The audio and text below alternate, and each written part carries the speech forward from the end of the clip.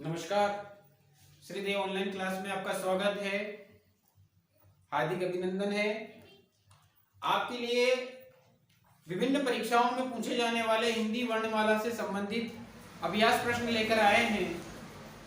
जो प्राथमिक शिक्षक वर्ग की परीक्षा, MP TET, C TET, REET, RPSC first grade, Madhya Pradesh शिक्षक वर्ग 1 परीक्षा, वर्ग 2 परीक्षा एवं सब इंस्पेक्टर परीक्षा, उत्तर प्रदेश सब इंस्पेक्टर परीक्षा, मध्य प्रदेश सब इंस्पेक्टर परीक्षा, एसएससी परीक्षा जो होती है, इनमें क्या होता है, हिंदी वर्णमाला से संबंधित बार बार पूछे जाने वाले प्रश्न हम आपके लिए लेकर आए हैं। बहुत ही कम समय में आपको विस्तृत जानकारी इन प्रश्नों से संबंधित मिलेगी और उनको समझने का अच्छा सा अवसर मिलेगा। ठीक है, आप श्रीदेव ऑनलाइन क्लासेस वीडियो को शेयर कर लीजिए, लाइक कर लीजिए और अपने दोस्तों को भी ये जानकारी पहुंचाइए। ठीक है, हम शुरुआत करते हैं मूल स्वर। हिंदी वर्णमाला में जो मूल स्वर होते हैं वो कितने होते हैं? देखिए, मूल स्वर की संख्या कितनी है? 4 है। ठीक है, कितने स्वर हैं? मूल 4 स्वर हैं। पहला है अ, ई, उ और री। कितने हैं? मूल स्वर 4 हैं। अ, ई, उ और री। नेक्स्ट हम देखते हैं संधि स्वर किसे कहते हैं या संयुक्त स्वर किसे कहते हैं। तो जो संयुक्त स्वर होते हैं उनकी संख्या कितनी है? 4 है। अब इन स्वरों के बारे में पूछा जाता है कि इनका किन स्वरों से मिलकर ये बने हैं। संधि स्वर है, मतलब इनमें क्या संधि हुई है, इन्हें संधि स्वर भी कहा जाता है। क्या कहा जाता है? इन्हें संधि स्वर भी कहा जाता है। तो कौन कौन से हैं? देखिए, ए, आई,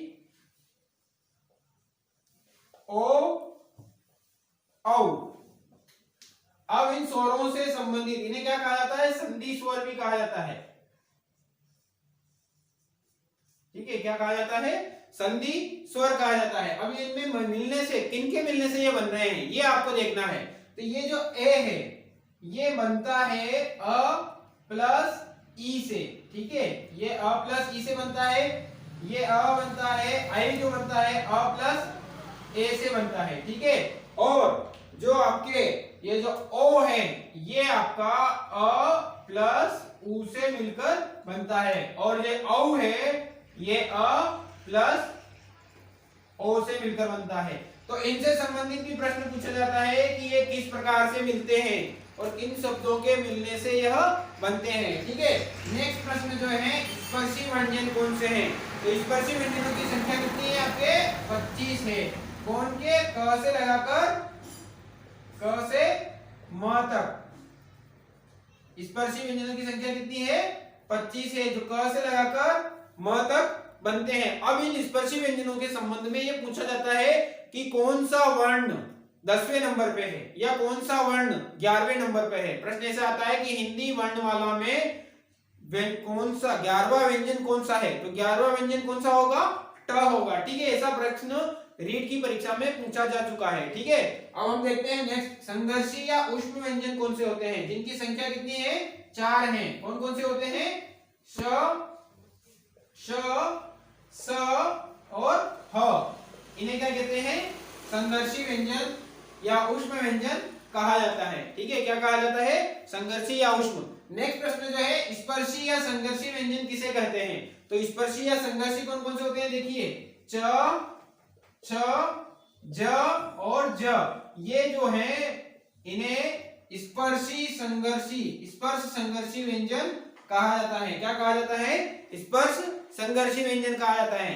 अब जो है अनुनासिक व्यंजन किसे कहा जाता है? अनुनासिक व्यंजन कौन कौन से होते हैं? देखिए, अंग, क्या है? अंग, या, न, न और म। ये होते हैं स्पर्श संघर्षी जो है अनुनासिक व्यंजन। कौन से होते हैं? अंग, य, न और म। ये है स्पर्शी संघर्ष व्यंजन जो है वो है च, छ, ज, झ। और अनुनासिक व्यंजन कौन से हैं? अंग, य, न और म। अब हम बात करते हैं कि पार्श्विक व्यंजन। पार्श्विक व्यंजन क्या होता है? पार्श्विक का मतलब होता है कि जब हम बोलते समय मुख से निकलने वाली जो ध्वनि है, मुख विवर से निकलने वाली ध्वनि है, वह कैसे बोलते हैं हम? जैसे पार्श्विक व्यंजन कौन सा होता है? ल। क्या होता है ल। तो जब हम ल बोलते हैं तो मुख के जो से हवा जो निकलती है वो बगल से होकर निकल जाती है, वो हटकर निकल जाती है। जैसे ल, जिह्वा क्या होती है, उसकी जिह्वा की अग्रनोक बीच में स्पर्श करती है और जो हवा है वो दोनों तरफ से बाहर निकल जाती है, जैसे हम बोलते हैं ल ल ल। ठीक है, तो इसी प्रकार से ये क्या हो गया, पार्श्विक व्यंजन क्या हो गया, ल। अब जिसमें बोलते समय कंपन होता है, प्रकंपित होते हैं, जैसे हम बोलते हैं र र, तो जिह्वा क्या होती है, कहीं स्पर्श नहीं करते हुए वाइब्रेट होती रहती है, र, है ना। तो वो कौन सा वर्ण हो गया, प्रकंपित या लुंठित वर्ण कौन सा होता है, र होता है। क्या होता है, र होता है। ठीक है, नेक्स्ट प्रश्न जो है, अर्धस्वर या संघर्षहीन या ईषद स्पृष्ट व्यंजन जो है वो कौन से हैं। तो हम बात करते हैं इनकी, ये कौन से हैं, य और व, य और व ईषद स्पृष्ट संघर्षहीन या ईषद स्पृष्ट व्यंजन होते हैं। ठीक है, अब हम बात करते हैं कि हिंदी वर्णमाला में उत्क्षिप्त व्यंजन कौन से हैं, जिसे क्या कहा जाता है, ताड़न जात या द्विस्पृष्ट। ये व्यंजन कौन से हैं, उत्क्षिप्त व्यंजन, ताड़न जात या द्विस्पृष्ट व्यंजन कौन से होते हैं, जो ल और ड़, ये जो होते हैं, ये दोनों व्यंजन क्या कहलाएंगे, उत्क्षिप्त व्यंजन और ताड़न जात व्यंजन और द्विस्पृष्ट व्यंजन होते हैं। ठीक है, नेक्स्ट प्रश्न हम देखते हैं कि मध्य स्वर, जैसे स्वरों के जो आपने देखा था स्वर परिचय, महत्वपूर्ण वीडियो देखा था आपने श्रीदेव ऑनलाइन क्लासेस में कि स्वर परिचय, उसमें आपने देखा था अग्र स्वर, मध्य स्वर, पश्च स्वर, है ना, ईषद स्पृष्ट समवृत स्वर, अर्धविवृत स्वर, विवृत स्वर। तो यहाँ हम बात करते हैं कि मध्य स्वर, जो कि बहुत सी बार परीक्षा में पूछा गया है, मध्य स्वर किसे कहा जाता है, तो जिसमें क्या होता है, जिह्वा का अग्रभाग जो है सक्रिय रहे वो क्या कहलाएंगे, अग्र स्वर, और जिसमें मध्य भाग सक्रिय रहे वो मध्य स्वर हो जाएंगे, और जिसमें सबसे पीछे का भाग होता है वह होता है पश्च स्वर। तो जो मध्य स्वर है वो क्या है, अ है। ठीक है, ये आपने हिंदी वर्णमाला से बार बार पूछे जाने वाली विभिन्न प्रतियोगी परीक्षाओं में जो प्रश्न पूछे जाते हैं वो आपने देखे हैं। ठीक है,